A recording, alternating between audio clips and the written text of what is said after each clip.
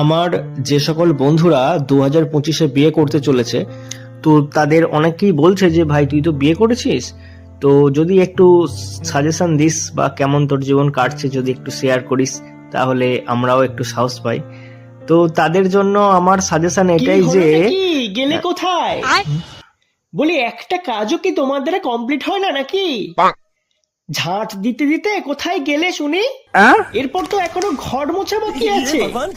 সত্যি তোমায় নিয়ে না আর পারা যায় না। বিয়ের আগে তো খুব বলেছিলে যে রাজরানী করে রাখবো, এখন তো আমাকে চাকরানী বানিয়ে দিয়েছো। এটাই আমার সাজেশন।